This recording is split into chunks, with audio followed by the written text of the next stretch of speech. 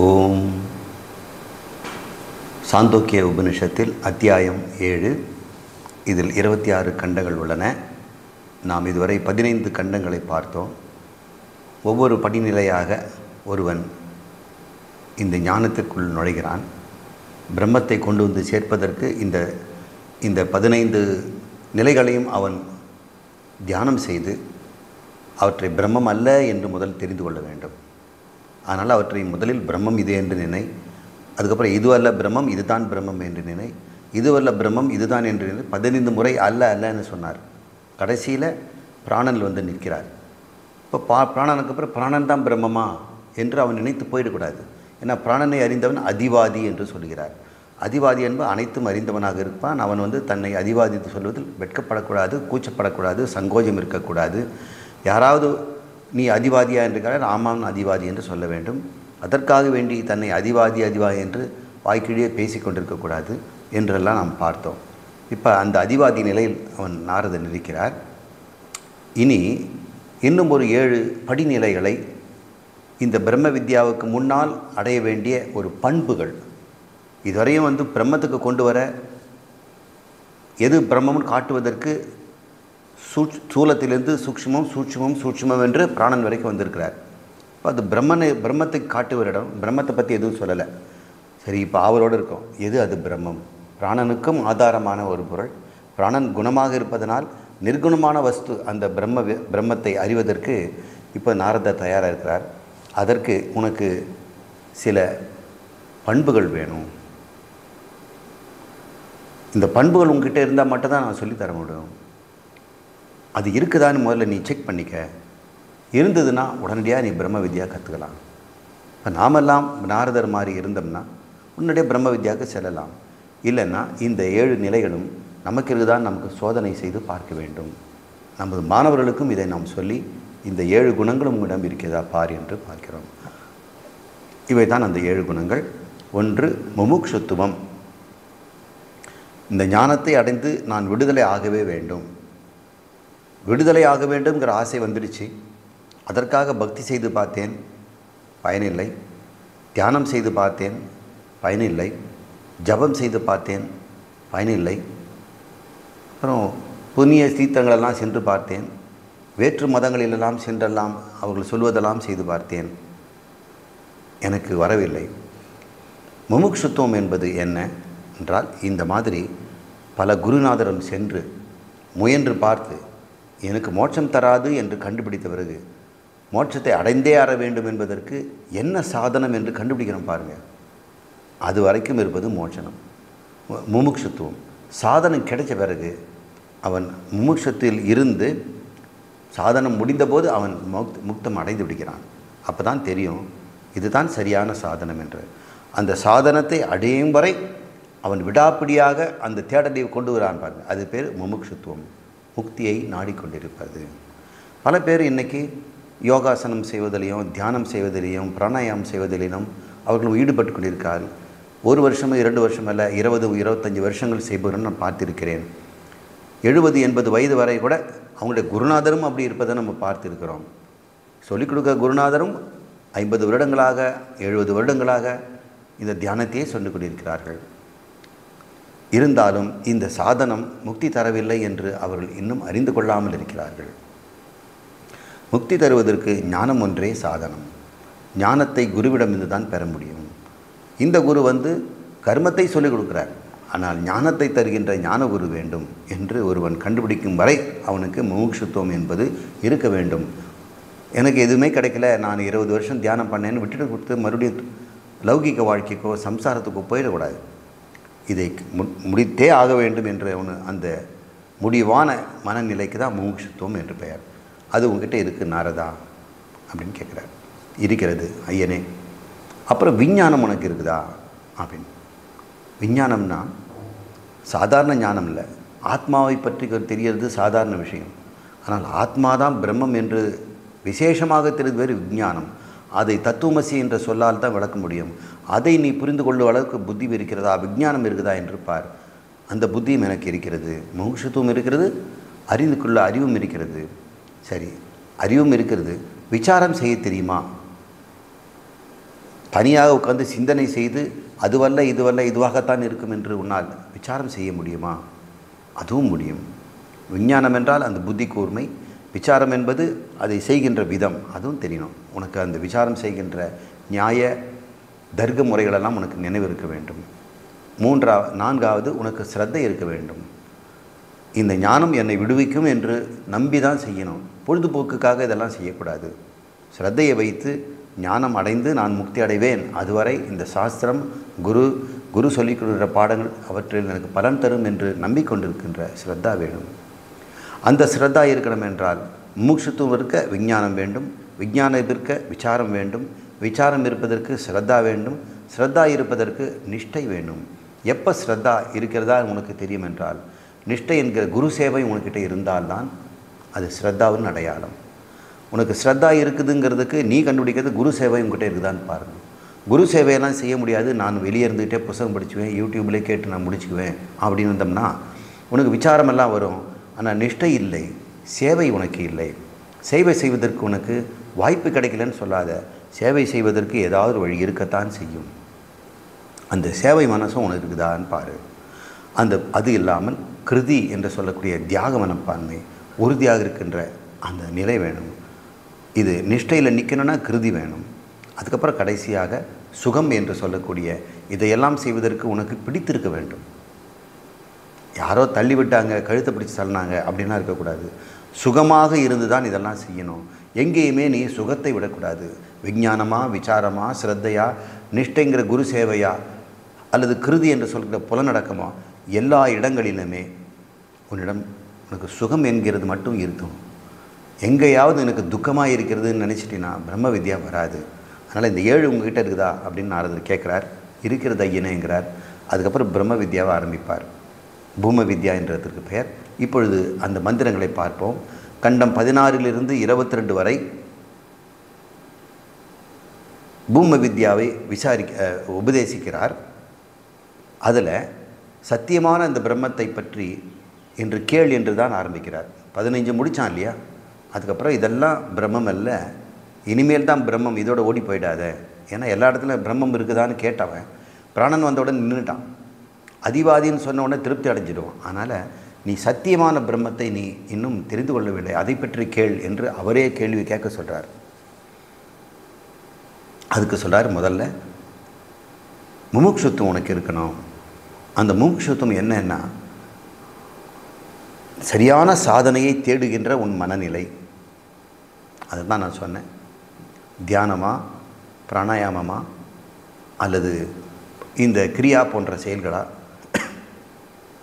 பக்தியா, பஜனையா, விரதமா, இதெல்லாம் தேடி பார்த்து அதனால் ஆகாது என்று கண்டுபிடிக்கிற சாதனத்தை தேடும் நிலை.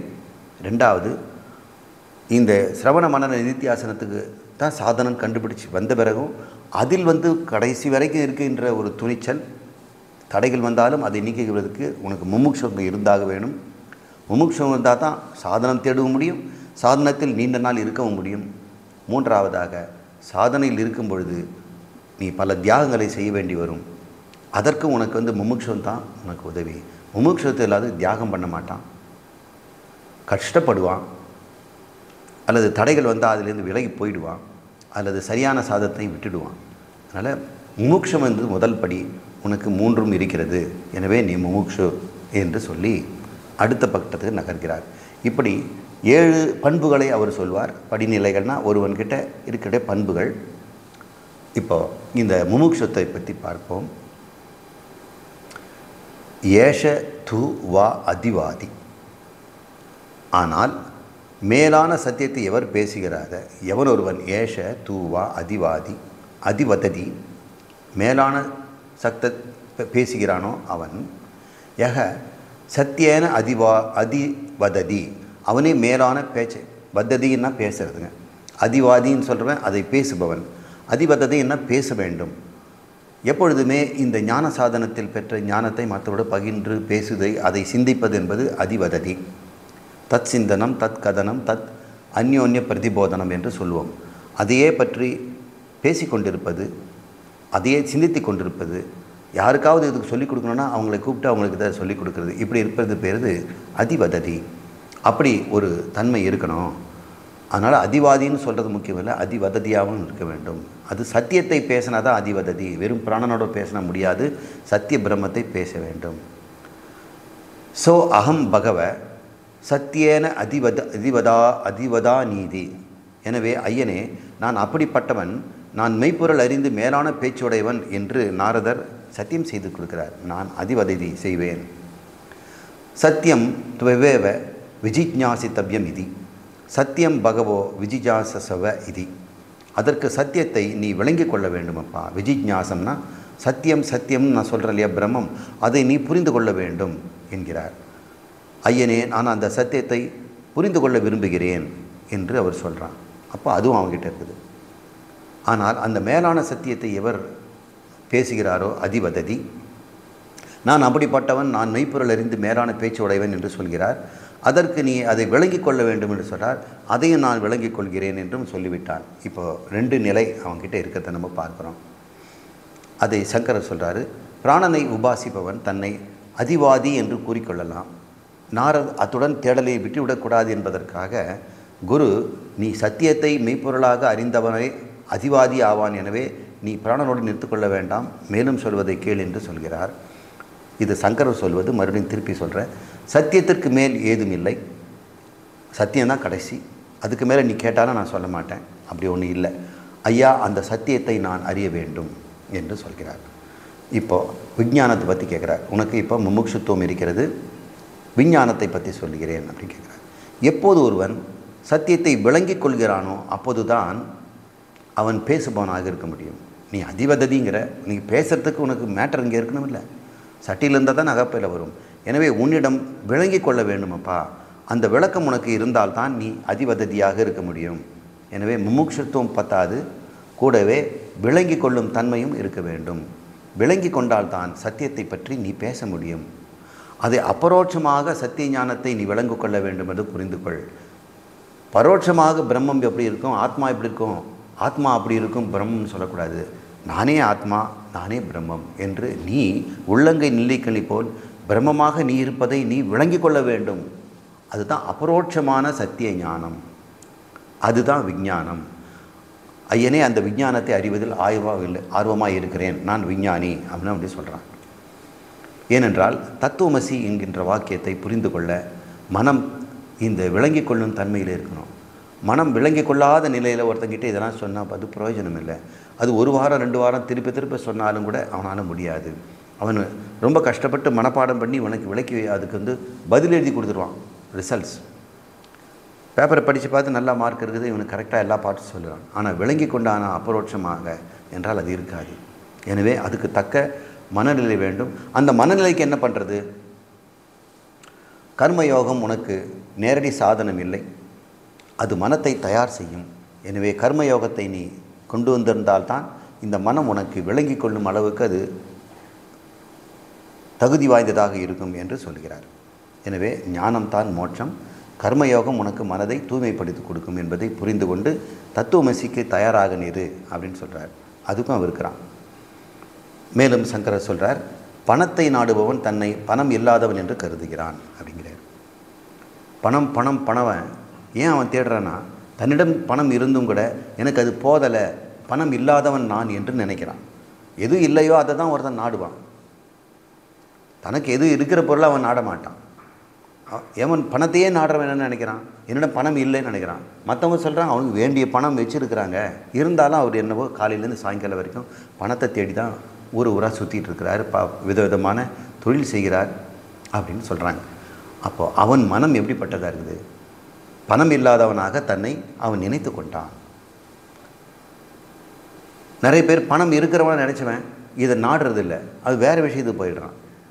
எங்கேயாவது போய் ஞானத்தை பெறலாம், குருவை போய் சேவை செய்யலான்னு வரான். குருவை சேவையும் ஞானமும் இருக்கும் பொழுது கூட பணத்தை தேடுபவன் அவன் தன்னை பணத்தையே குறிக்கோளாக வைத்து பணம் இல்லாதவன் நினைக்கிறான். அதுபோல் சத்தியத்தை நாடுபவன் சத்தியம் இல்லாதவன் அல்லன், சத்தியம் இல்லாதவன் அல்லன் அப்படின்னு நினச்சிட வேண்டாம். அவன் சத்தியமாகனா தான் இருக்கிறான், ஆனால் அதை புரிந்து கொள்ளாமல் இருக்கிறான். பணத்தை நாடுபவன் பணம் இல்லாதவனாக இருக்கிறான். ஆனால் சத்தியத்தை நாடுபவன் எல்லாம் சத்தியம் இல்லாதவன் நினச்சிடாதப்பா, அவன் சத்தியம் உடையவன் தான், அவன் தான் சத்திய வஸ்து, ஆனால் அதை அறியத்தான் வேண்டும், இதை நாடி பெறுவதல்ல என்ன சொல்கிறார். சரி, இப்போது விளங்கிக் கொள்ளும் தன்மை உனக்கிட்ட இருக்குது. அடுத்து என்ன வேணும்? விளங்கிக்கணும்னா அதுக்கு விசாரம் பண்ணுற தகுதி வேணும் என்று மூன்றாவது தன்மையை சொல்கிறார். யதாவை ஸ்ரத்ததாதி அத மனுதே. ஸ்ரத்தை இருந்தால்தான் விசாரணை செய்ய முடியும். இப்போ விசாரணையை பற்றி நம்ம தெரிஞ்சுக்கிட்டோம். விசாரணை எப்படி பண்ணுறதுன்னு செய்கிறோம். அதுக்கு ஒரு அடுத்த படியாக இருக்கிற ஸ்ரத்தையை பற்றி இங்கே சொல்கிறாரு. விசாரமும் செய்யணும். அது விசாரம் செய்வதற்கு உனக்கு ஸ்ரத்தை இருக்க வேண்டும். யதாவை ஸ்ரத்ததாதி அதக மனுதே.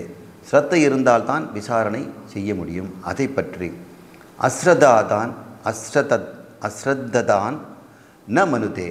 அஸ்ரத்தை இருப்பவன் அசிரத்தை உடையவனால் விசாரணை செய்ய முடியாது. ஸ்ரத்தை அஸ்ரத்தை. ஸ்ரத்தை இருப்பவன் நம்பிக்கை வைத்திருப்பன். எது மேலே நம்பிக்கை? குரு மேலும் சாஸ்திரத்தின் மேலும். கட்டாயம் இந்த குருவுக்கு இந்த விஷயம் தெரியும், கட்டாயம் இவர் தெரிஞ்சு வச்சிருக்கிற சாஸ்திரம் எனக்கு உதவும், சாஸ்திரமும் எனக்கு உதவும், குருவும் உதவுவார் என்று அவனுக்கு விளங்கி கொள்ளும் வரை அவர் மேலே நம்பிக்கை வைத்திருக்கணும். அதுக்கப்புறம் விளங்குற பிறகு அவருக்கு குருவும் தேவையில்லை, நீயே விளங்கி கொண்டு விட்டாய். அப்போ அசிரத்தை இல்லாதவனுக்கு விசாரணையும் செய்ய முடியாது. நம்பிக்கை இல்லாதவன் ஏன் விசாரணை பண்ண போகிறான்? அதெல்லாம் தூக்கி போட்டு போயிடுவான். ஸ்ரத்ததேவ மனுதே. ஸ்ரத்தையால் மட்டுமே விசாரணை உண்டாகிறது. மனுதேனா விசாரணைன்னு அர்த்தம். ஸ்ரத்ததாத்வேவ விஜிஜ்ஞாசித்தவ்ய. எனவே ஸ்ரத்தை இருக்க வளர்ந்து கொள்ள நீ விருப்பப்பட வேண்டும். விஜிஜ்ஞாசித்தவ்யனா அதை நீ நாட வேண்டும் அப்படின்னு சொல்கிறார். ஸ்ரத்தாம் பகவோ விஜிஜ்ஞாசிதி. ஐயனே நான் ஸ்ரத்தையை உடையவனாகவே இருக்கிறேன், அதை பற்றி அறிந்து கொள்வேன் என்று அவர் வாக்குறுதி தருகிறார். இப்போ அதிவாதி என்பவன், அதுக்கு ஞானம் தேவை, ஞானத்திற்கு விசாரணை தேவை, விசாரணை செய்வதற்கு விளங்கும் அந்த விஞ்ஞானம் தேவை, அதுக்கு ஸ்ரத்தா தேவை என்றெல்லாம் நாம் பார்த்து கொண்டிருந்தோம். இந்த இடத்துல இந்த விசாரணை பற்றி அவர் சொல்கிறார். விசாரணை என்றால் என்ன? ஸ்ரத்தை இருக்குது, ஆனால் விசாரணை பண்ணணும். இப்போ விசாரணை என்றால் என்ன என்றால், நான் உலகம் என்பது துவைதமா அத்வைதமா என்று கேட்குறார்.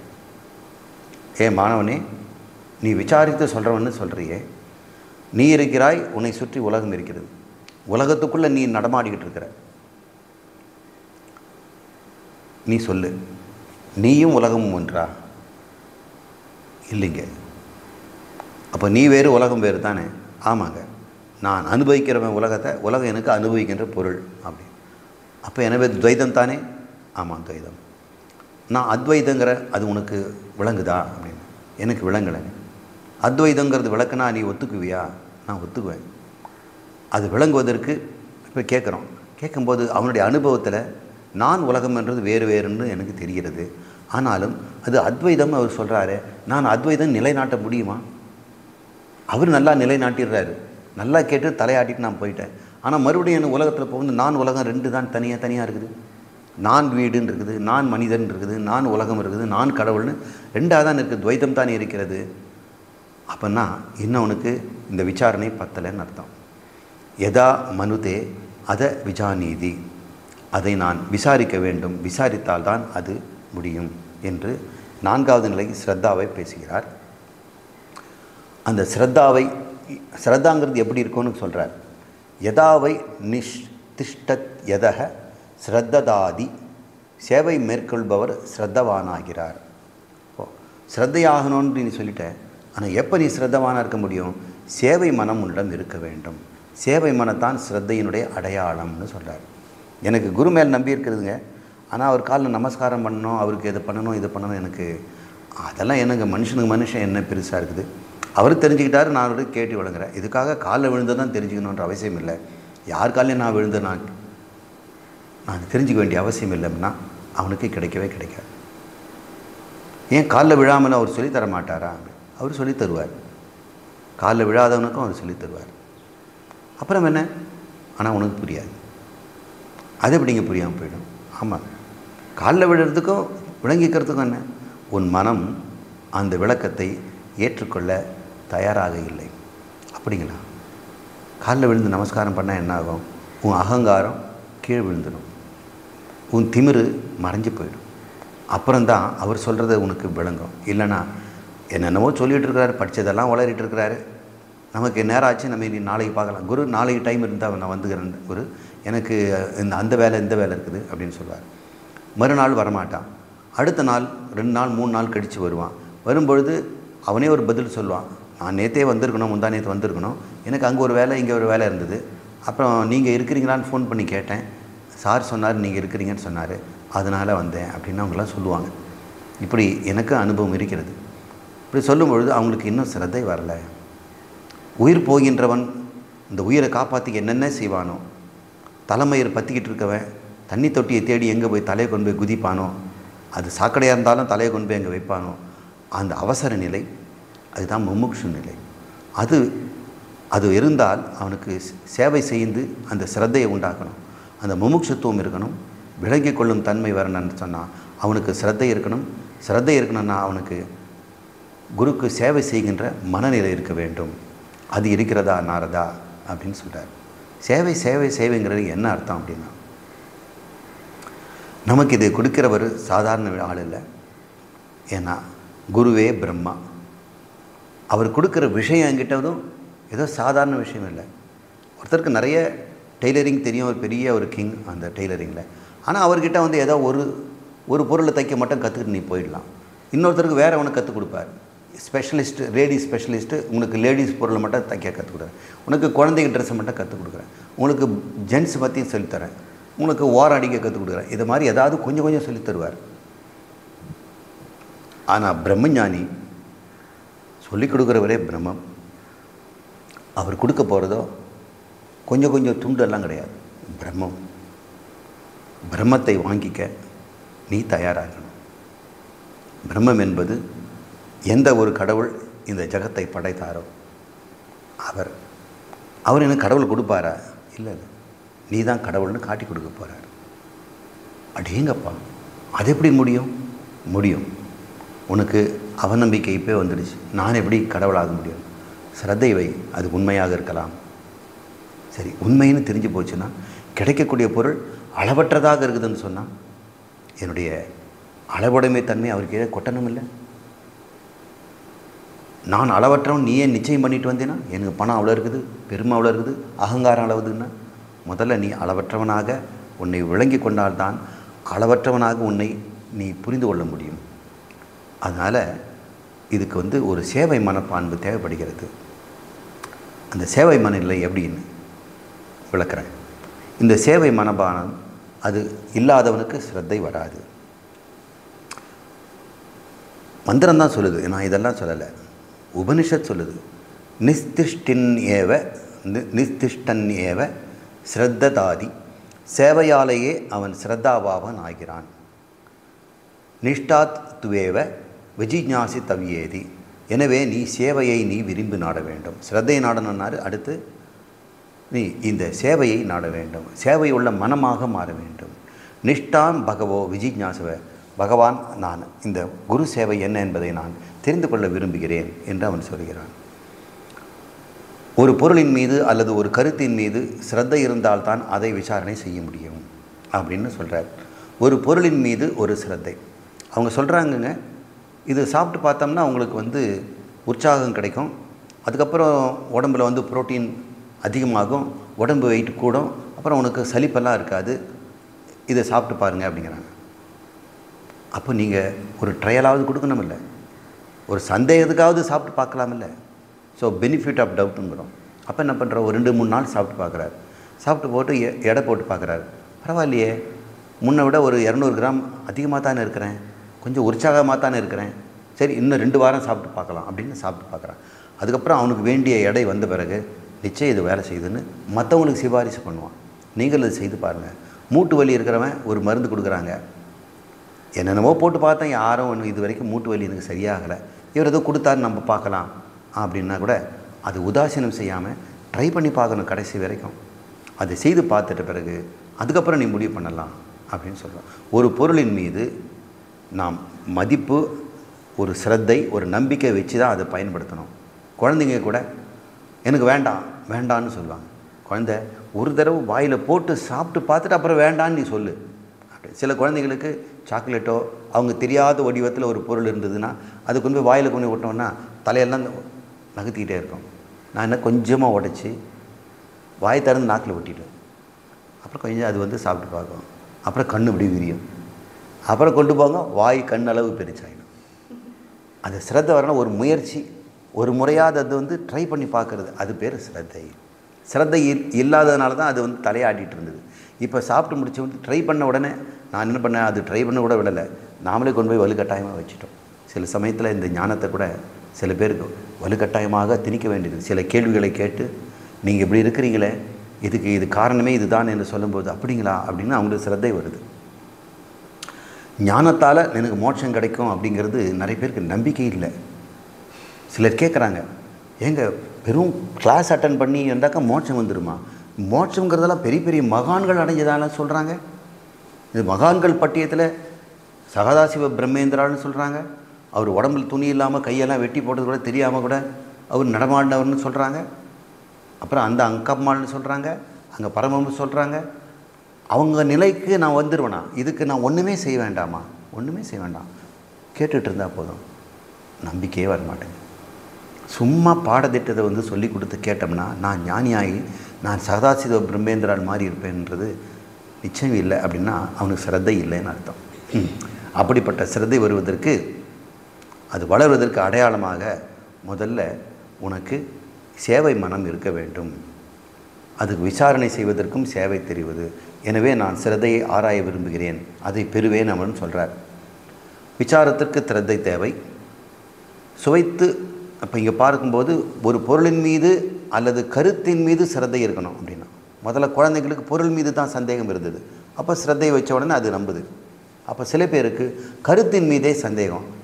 இந்த கருத்து நீங்கள் இப்போ ட்ரை பண்ணி பாருங்கள் சார், இந்த மாதிரியான ஒரு சிந்தனையில் போனால் உங்களுக்கு கிடைக்கலாம் அப்படின்னு சொன்னால் அந்த கருத்தெல்லாம் போக மாட்டேன். என்னுடைய மதம் என்ன சொல்லு, அந்த கருத்து தான் கரெக்டு, இதுக்கு மேலே வேறு எந்த கருத்தும் கிடையாது, எங்கள் குருநாதர் சொல்கிற கருத்துக்கு மேலே வேறு ஒரு கருத்தே கிடையாது என்று அவங்கவுங்க குருநாதர் கிட்டே இருந்து அவங்க கருத்துக்குள்ளேயே அவர்கள் மூடி போகிறார்கள். இன்னொரு கருத்தில் ஆதாரம் இருக்கிறது, அதையும் ஒரு முறை சோதித்து பார்க்கணும் என்று டெஸ்ட் பண்ணுற வரைக்கும், வெரிஃபை பண்ணுற வரைக்கும் அதை நீ நம்பிக்கை வைப்பது பெண்டிங் வெரிஃபிகேஷன், எ ட்ரஸ்ட் பெண்டிங் வெரிஃபிகேஷன். நீ அது சரி என்று சரிபார்க்கும் வரை அதன் மீது இருக்கின்ற நம்பிக்கை ட்ரஸ்ட் என்று சொல்கிறோம். இவ்வாறு நாம் பார்க்கிறோம். ஸ்ரத்தை வந்து விட்டது. அப்புறம் தொடர்ந்து அவன் வகுப்பை கேட்குறான். அந்த சமயத்தில் அவன் சேவையும் செய்கிறான். அப்போ தான் தெரியுது சேவை அதிகமாக சேவைங்கிறது என்னென்னா குரு சொன்ன நேரத்துக்கு வந்து பார்க்குறது. வேறு எல்லாம் வந்தால் என்னால் முடியாது, நீ இன்னொரு நாளைக்கு வான்னு சொன்னால் மட்டும்தான் இருப்பார். அவர் தயாராக இருந்து இவன் போஸ்ட்போன் பண்ணான்னா அவனுக்கு சேவை மனம் இல்லைன்னு அர்த்தம். சேவைன்னா அவருக்கு இதை செய்கிறது அதை செய்கிறது அதெல்லாம் கேட்கல. உன் மனதில் குரு சொல்லி கொடுக்கறதுக்கு முதல் ப்ரையாரிட்டி, வேறு இதெல்லாம் அடுத்த வேலை மீதி. சொந்தக்காரங்க, உறவினருக்கு, கல்யாணம், காட்சி, உடல் சரியில்லை, அது இல்லை, இதெல்லாம் ஒரு காரணமும் சொல்லக்கூடாது. அந்த மனநிலைக்கு தான் சேவை என்று பெயர். அப்படி இருந்து ஸ்ரத்தையோடு கற்றுக்கொண்டால் நிச்சயமாக அவன் ஞானத்தை அடைந்து விடுவான். ஸ்ரத்தையற்றவன் எந்த பயனையும் அடைய மாட்டான். அடுத்தது நிஷ்டை நிலை. இதுதான் சேவைங்கிறது. அதை பற்றி சொல்கிறார். யதாவை நிஸ்திஷ்டதி அதக ஸ்ரத்ததாதி என்று சொல்கிறார். சேவை மேற்கொள்பவர் ஸ்ரத்தாவான் ஆகிறார். சேவையுடையவன் ஸ்ரத்தாவான். அனிஸ்திஷ்டன் ந ஸ்ரத்ததாதி. நிஷ்டை இல்லாதவன், அதாவது சேவை மனம் இல்லாதவன் ஸ்ரத்தையும் விட்டுவிடுகிறான். சேவையின் அடையாளம் தான் நம்முடைய ஸ்ரத்தை. ஸ்ரத்தையினுடைய அடையாளம் சேவை. நிஸ்திஷ்டன் ஏவ ஸ்ரத்ததாதி. நிஸ்திஷ்டன் உடையவன் மட்டுமே, சேவையாலேயே மட்டுமே ஒருவன் ஸ்ரத்தா ஆகிறான்.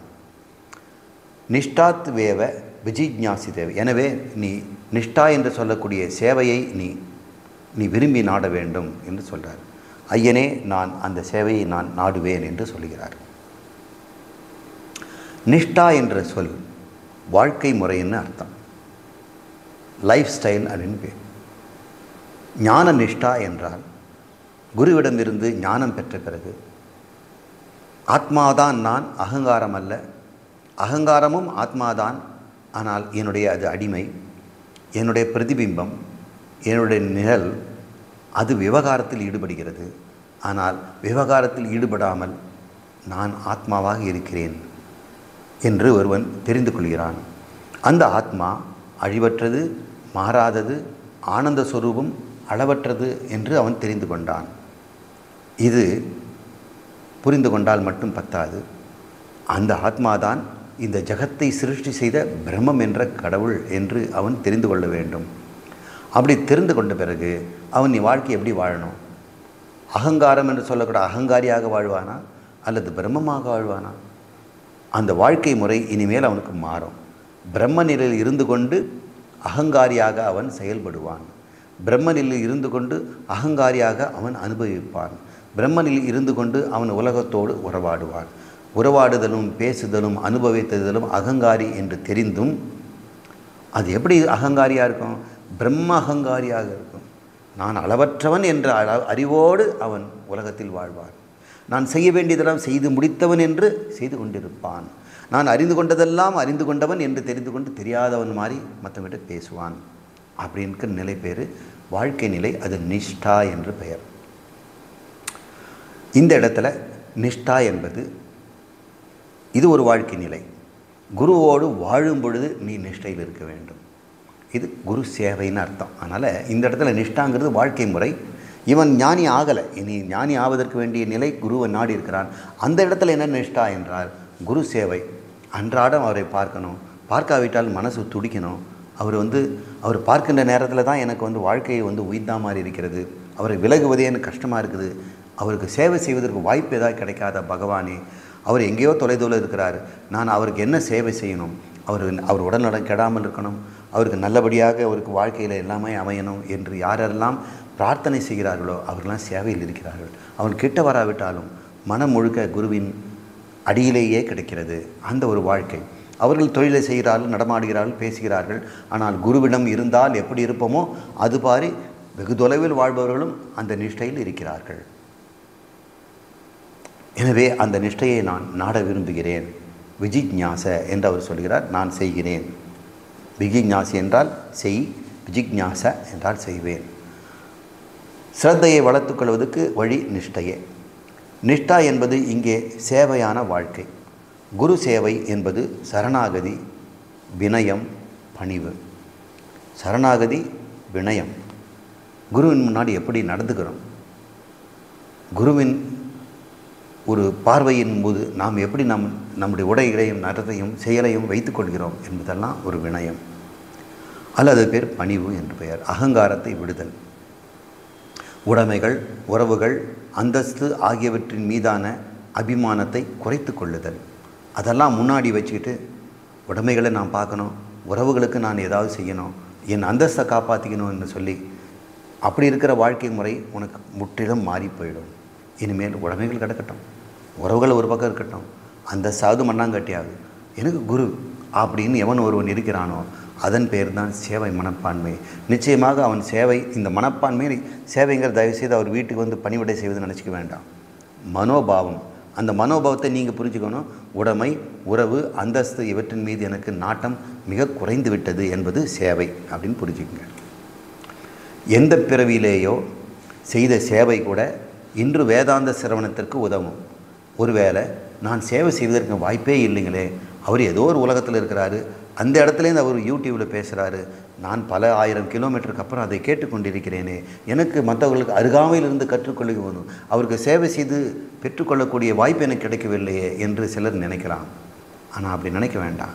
உங்களுக்கு அந்த வேதாந்த கல்வியை பெறுவதற்கு வாய்ப்பு கிடைத்ததே பல பிறவிகளுக்கு முன்னாடி குருக்களுக்கு செய்த சேவைதான்.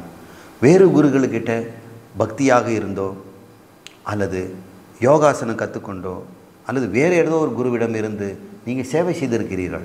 அந்த சேவையின் செய்த மனநிலை தான் இன்று இந்த குருவையும் சேர்த்து வைத்திருக்கிறது. அது சிரவணத்துக்கு உதவும்.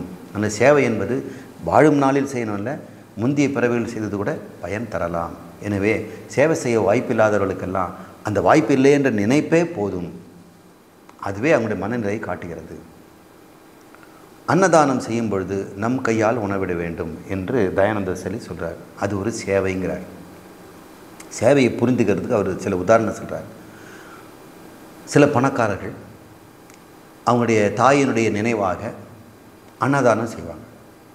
நான் பள்ளிக்கூடம் படிக்கும் பொழுது எனக்கு ஒரு கணக்கு வாத்தியார் இருந்தார். அவருடைய அம்மாவுக்கு திதி அன்னைக்கு மத்தியானம் ஸ்கூலில் அதாவது ஏழைங்களுக்கெல்லாம் மத்தியானம் நூன் மீல் ஸ்கீம் இருக்கும். நானும் அதில் சேர்ந்துருந்தேன். அப்பாவுடைய சம்பளம் குறைவுன்னு சொன்னதுனால எனக்கு மத்தியானம் சாப்பாடு ஸ்கூல்லையே ஃப்ரீயாக கொடுத்தாங்க. அங்கே வரிசையாக உட்காந்து தட்டை உட்காந்துட்டு எல்லாம் போடுவாங்க, சாப்பிடுவோம்.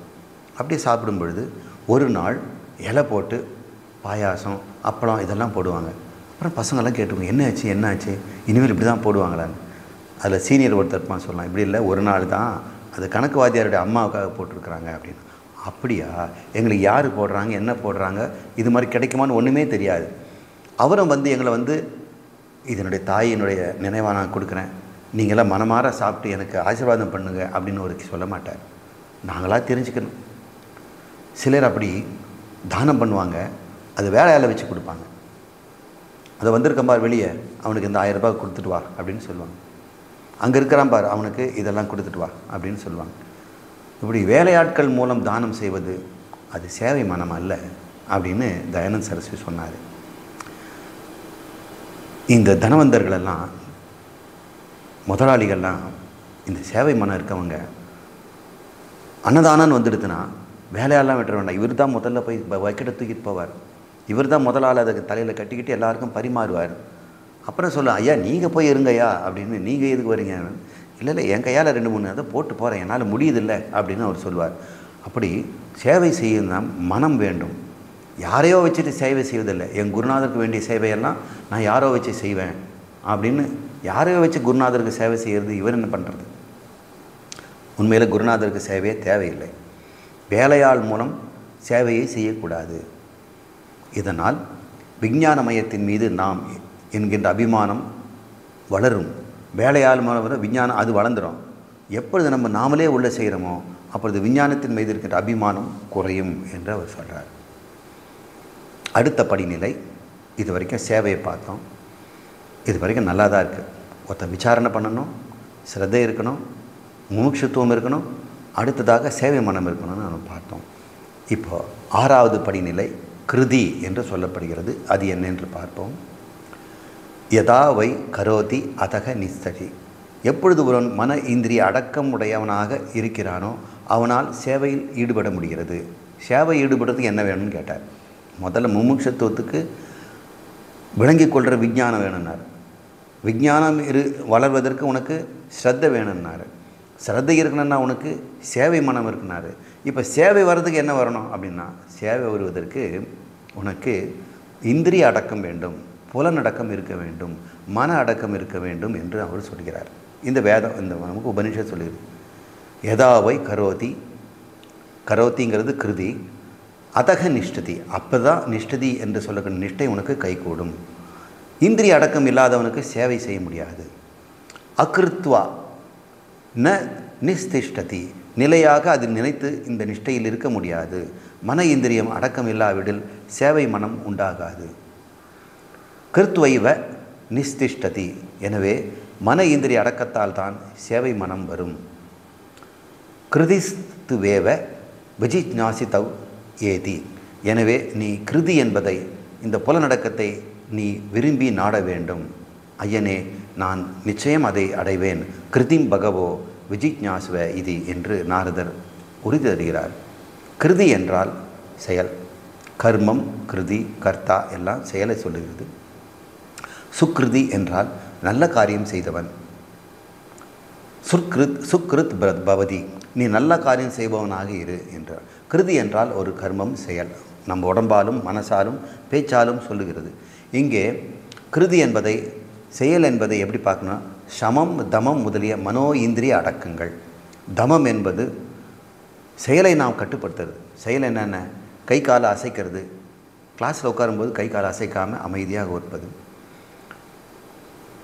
பேச்சை குறைக்கணும். மனசில் தேவையில்லாத சிந்திக்கிறதும் குறைக்கணும். இவ்வாறு மனம், வாக்கு, காயம் என்பதை அடக்கி வைப்பது தமம். சமம் என்பது மனசில் சிந்தனைகள் எங்கெங்கேயோ பறந்தால் அதை ஒருமுகப்படுத்தி ஒன்றாக வைப்பது சமம். எனவே மனக்கட்டுப்பாடு சமம், இந்திரிய கட்டுப்பாடு தமம், செயல் கட்டுப்பாடு தமம், மனக்கட்டுப்பாடு சமம். இந்த ரெண்டும் இருப்பது கிருதி என்று சங்கரர் சொல்கிறார். எனவே இன்னொரு பொறுமையே கிருதி என்றும் பார்க்கலாம். பொறுமை, எல்லாவற்றிலும் பொறுமை, செயலில் பொறுமை, பேசுவதில் பொறுமை, சிந்திப்பதில் பொறுமை. பொறுமையாக சிந்திச்சுக்க, பொறுமையாக சிந்திச்சுப்பார். எல்லாம் அவசரப்படுவாங்க, அவசரத்தில் பேசிடுவாங்க, அவசரமாக செய்திருவாங்க. பொறுமையாக சிந்தித்துப்பார். அதனால் பொறுமையை கிருதி என்று சங்கரர் சொல்லுகிறார். ஆசிரமத்தில் வேலை செய்ய, ஆசிரமம் இங்கே வந்து ஆசிரமம் போட்டுக்குங்க. ஆசிரமத்தில் வேலை செய்ய ஆள் நிறைய. இப்போ வந்து சேவைன்னு பேசிகிட்டு இருக்கிறோம் இல்லையா? ஏன் நிறைய பேர் வந்து சேவைக்கு வர மாட்டேங்கிறாங்க? ஆசிரமத்துக்கு ஆள் வேணும் அப்படின்னு கேட்குறாங்க. ஆசிரமத்துக்கெல்லாம் போய் வேலை செய்ய முடியாது, நான் ஹோட்டலில் வேணால் வேலை செய்கிறேன்னு. ஏன்னா அங்கே மன அடக்கம் தேவையில்லை, எதை வேணா யோசிக்கலாம். வாய் அடக்கமும் தேவையில்லை, எதை வேணா பேசிகிட்டு இருக்கலாம். ஆனால் ஆசிரமம் வந்துட்டுனா அங்கே டிவி இருக்காது, பொழுதுபோக்கு இருக்காது. ஒன்று மனக்கட்டுப்பாடுக்கு இல்லாதவன். அதனால் டிவி இல்லாததுனாலையும் அங்கே பொழுதுபோக்கு அம்சம்னு கருதுனால யாருமே ஆசிரமத்துக்கு வேலை வரமாட்டாங்க. 24 மணி நேரம் அங்கே இருக்கணும், யாரால் முடியும்? அது ஜெயில் மாதிரி இருக்குதுங்க. நமக்கு விரும்பியதெல்லாம் செய்ய முடியாதுன்னு. ஏன்னா அவனுக்கு வந்து மனக்கட்டுப்பாடும் இந்திரிய கட்டுப்பாடும் இல்லை, அது கிருதி இல்லைன்னு அர்த்தம். இதை வந்து தயானந்த சரஸ்வதி தன்னுடைய பேச்சில் அப்படி சொன்னார். கிருதி என்பது அவருடைய அனுபவம். ஆசிரமத்துக்கு நல்ல ஒரு ஆள் நிற்க மாட்டேங்கிறானே, எல்லாம் ஓடி போயிடுறாங்களேன்னா காரணம் என்னென்னா அங்கே டிவி இல்லை, கேபிள் இல்லை, இப்போ வைஃபை இருக்காது, செல்ஃபோனை பார்க்கக்கூடாது அப்படின்லாம் சொல்லியிருப்பாங்க. இப்படி இருக்கிறதுனால இந்த சேவை செய்யணுன்ற யாருக்கு வரும்னா அவனுக்கு மனக்கட்டுப்பாடு இந்திரிய கட்டுப்பாடு இருக்கணும். அதனால் கிருதி வேணும். இந்திரிய மன ஒழுக்கம் என்பதே அவனுக்கு தொல்லையாக இருக்கிறதுனால அவங்க வருவதில்லை. சரி, இப்போது இந்த தன்மையெல்லாம் நாரதர்கிட்ட இருக்குது. கடைசியாக சொல்கிறார், 7வது நிலை சுகம் என்ற படிநிலை விளக்குகிறார். யதா வை சுகம் லபதே அதக கரோதி. எப்போ ஒருவனுக்கு இந்த கிருதி என்கின்ற மன அடக்கமும் புலனடக்கமும் வரணுமோ அவன்கிட்ட சுகம் என்பது இருக்கணும் அப்படின்னு சொல்கிறார். சுகம் லபதே, சுகம் அடைந்தால்தான் ஒருவன் புலனடக்கம் வரும். புலனடக்கத்தில் துன்பம் இருந்தால் அவன் எப்படி புலனடக்கம் பண்ணுவான்? இவன் துன்பப்படுறானே, டிவி பார்க்கல, வைஃபை பார்க்கல, செல்ஃபோன் பார்க்க முடியலன்னா அவனுக்கு துக்கம் வருது, அவனுக்கு சேவை செய்ய முடியாது. அதனால் சுகம் காணணும். இவ்வாறு வாழ்வதில் எனக்கு ஒரு சுகம் இருக்கிறது என்று அந்த விரதமான வாழ்க்கையில் மன அடக்கத்தில் ஒரு சுகத்தை நாட வேண்டும். ந சுகம் லப்தவா கரோதி. சுகம் இல்லாதவனுக்கு அவன் கர்மமும் செய்ய முடியாது, புலனடக்கம் வராது. சுகம் ஏவ லப்துவா கரோதி. எனவே சுகத்தை அடைந்து தான் புலனடக்கத்தை பெற வேண்டும். இது என்ன முரண்பாடாக இருக்குது? மனக்கட்டுப்பாடு புலன் கட்டுப்பாடுக்கு சுகத்துக்கும் என்ன சம்பந்தம்? நீ கட்டுப்பட்டு பாடுத்தினா சுகம் தெரியும். நான் ஒரு பேச்சில் சொன்னோம் இல்லையா, இந்த ஒரு நாள் விரதம் இருங்க, உண்ணாவிரதம், அளவாக குறைவாக சாப்பிடுங்க, மனசுக்கு எதையோ சிந்திக்காமல் ஜபம் செய்யுங்கள், யார்கிட்டையும் பேச கொடுக்க வேண்டாம், மௌன விரதம் இருங்கள். ஸோ மனசுக்குள்ளே ஜபம், வெளியே பேசாமல் இருத்தல், அன்ன ஆகாரத்தை குறைத்து கொண்டு ஒரு நாள் இருந்து வீட்டுக்குள்ளே இருந்து செல்ஃபோனை பார்க்காம, வைஃபை எல்லாம் தேடாமல், டிவி எல்லாம் பார்க்காம, எதையும் இல்லாமல் ஒரு நாள் இருந்து பாருங்கள். அது சுகமாக இருக்கும் என்பது அனுபவித்தவனுக்கு தெரியும். அதனால் சுகம் என்பது புலனடக்கம் தான் சுகம் தருங்கிற ஞானம், அது சிரத்தா வேணும். சுகம் து ஏவ விஜிஜ்ஞாசத்தியவும் இது. சுகத்தை தான் நீ அறிய வேண்டும் நாரதா.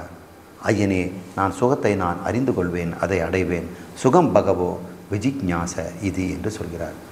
சுகம் தெரியாத காரியத்தை யாரும் செய்ய மாட்டார்கள். ஒரு காரியம் செய்யணும்னா அது நல்ல சுகம் இல்லைன்னா அவன் யாரும் செய்ய மாட்டான்.